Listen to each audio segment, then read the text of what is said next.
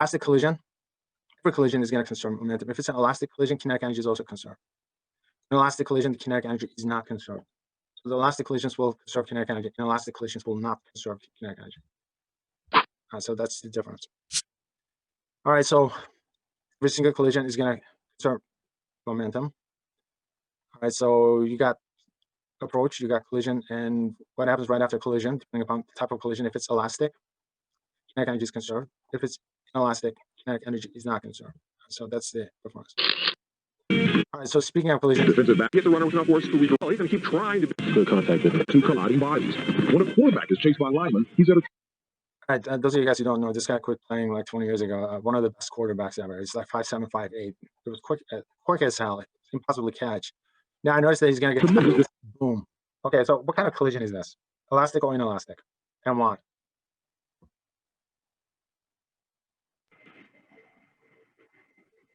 All right, so what's the difference between elastic and inelastic? If it's elastic, kinetic energy is conserved. If it's inelastic, kinetic energy is not conserved. So what do you think? This is elastic or inelastic?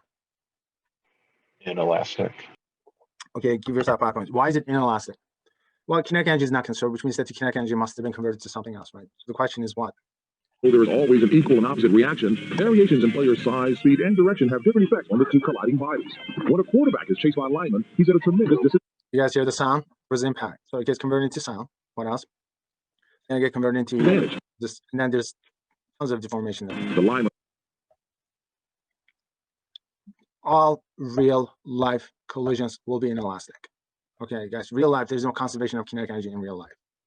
There's always, there's sound is going to be generated. If there's impact, there's going to be sound. There's going to heat is going to be generated. There's going to be some sort of deformation.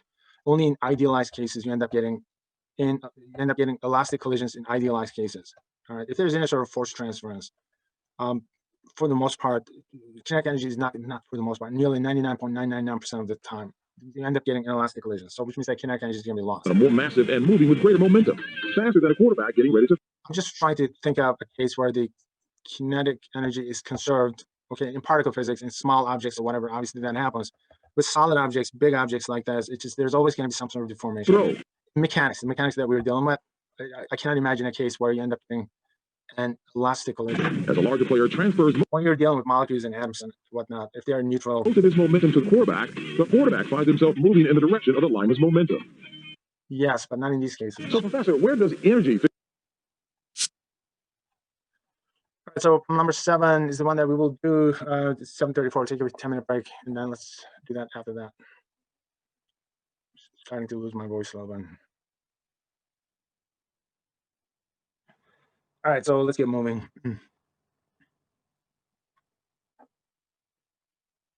Okay, so what do we have? We're looking at an accident scene. So this sports car is colliding with an SUV at a red light. So the SUV was stopped at a red light, and the sports car just, it's the rear end collision. So it just hits the SUV from behind. The bumpers will lock. Okay, so the bumpers and the brakes are locked in both vehicles. So which means that these two vehicles will skid forward about 10 feet before stopping. So that's what we got. All right, so the skid marks, you got the length of the skid marks. All right, so how do we figure out the speed of the sports car just prior to the impact? Okay, so this becomes an interesting problem. It becomes a lovely, lovely problem. So this is problem number 7. All right, so here's the sports car. We're going at the speed, so we're trying to figure out what the speed is. We got the second mass, so this is your SUV. SUV is almost twice as heavy as a car, sports car. SUV is not moving initially. And then your bumpers will lock, so they will skid together. All right, so that's the common mass of the system that you're looking at. All right, so the sports car is moving, the SUV is not. Mass of the sports car, the mass of the SUV. And then the common mass that we're looking at, mass of the system, is going to skid a distance. It'll go from speed right after impact to 0 while experiencing kinetic friction.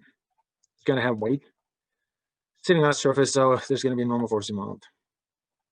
And so the measured distance is 10.3 feet. So we do the conversions to kilograms.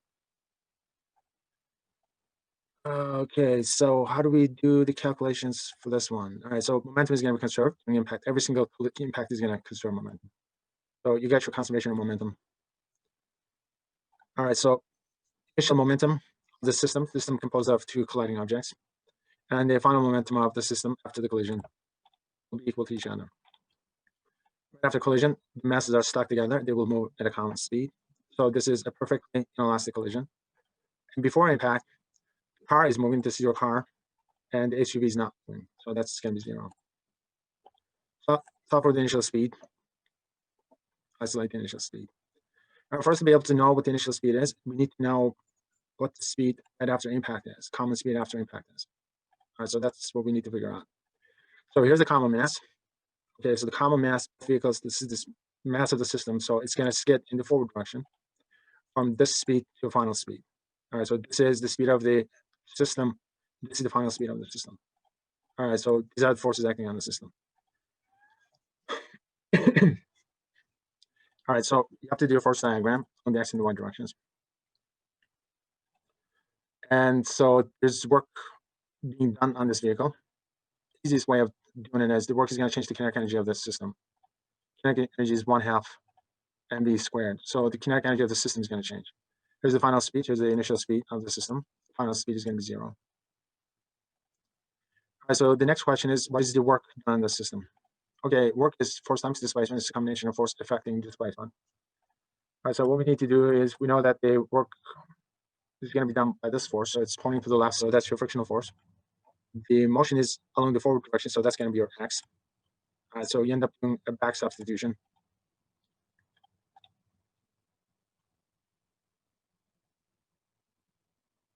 All right, so you got negatives there, so get rid of the negatives. Solve for the speed of the system. Obviously, get rid of the mass. Mass is not going to matter. Combined mass on the left-hand side is not going to matter. All right, so this is the speed of the system, both vehicles right after impact. So we will have to substitute this, get rid of the square, and then do a back substitution. Before we do a back substitution, frictional force is not given to us. What's given to us is the coefficient of friction. So we need to come up with an expression for the frictional force. N is not given to us, so you know N is something, it's a reaction force, it's a surface force. You know N is going to be caused by the weight. So sum of the forces on the y direction, N is going to be on the opposite direction, W is going to be in the forward direction. And you know there's not going to be any acceleration on the y direction. So this term goes to 0. So N is the same as W, W is the same as mg, so you do a back substitution. And once again, you do a back substitution. And the common mass is not going to matter, so you end up getting a cancellation. This is the total mass of the system. It's not going to matter. So this is the final equation regarding how fast the vehicles are moving right after impact. So now you got to do a back substitution. All right, so we have to do a back substitution. So back substitution is going to go here. So let me just grab that, just pull it down. So this is going to get substituted in there. And we'll stop at this point. Okay, so what do we know? We know the distance, we know g, we know the coefficient of kinetic friction, we know the masses of the vehicles, and that's it. All right, so everything is given to us, so here's the final equation. All right, so it's going to give us a speed in terms of meters per second, and convert to miles per hour, it's going to be 53 miles per hour. All right, beautifully done. All right, so if you could just measure the skid marks, and if you know the mass of the vehicles, you can figure out the speed of the vehicle that caused the accident. Straightforward. Okay, so that's Well, there is more controversy surrounding the MTV show that is called Jackass. A Kentucky teen recently broke bones. Potentially avoid being hurt. The boy stood in front of his friend's car. He would have to jump several feet straight up into the air to avoid being hurt. It was impossible. Okay, guys, if the car is going at 30 miles per hour, this guy's going to be moving at 60. If the He would have to jump several feet straight up into the air to avoid being hurt.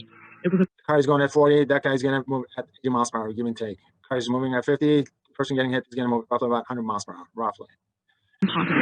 So action force acting on him is going to be about 40,000 pounds. Reaction force is going to be acting on the car, so it's going to be about 40,000 pounds. So same force acting on the car, because the car is more massive, acceleration of the car is going to be smaller. The car is going to go from 30 miles per hour to about 29 to 28 miles per hour. Happened was a car hitting here Where am I getting those numbers from? and his His friend's car attempted to stop several feet. up in the air. He You have to jump several feet All right, so this is called deja vu, guys. We had this discussion before. straight up into the The train is going at 60, the person getting hit is going to end up flying off at 120 miles per hour, almost. Almost double the speed, almost double the speed. air to avoid being hurt. It was impossible. Acceleration of the train is not going to change that much. The train is going to have a very small acceleration because it's very massive. The person is going to have a huge acceleration because the person is not as massive. Where am I getting these numbers from? I said I'm getting those numbers from the conservation of energy and momentum principle. Oh, that's what we will discuss. All right, if you take a look at this, notice that at the moment of impact, if my hand is moving at 5 miles per hour, this thing is going to move at double the speed. In fact, it moves out of the way so fast that I can move my hand right after the impact without touching it again in reality. All right. So why is it?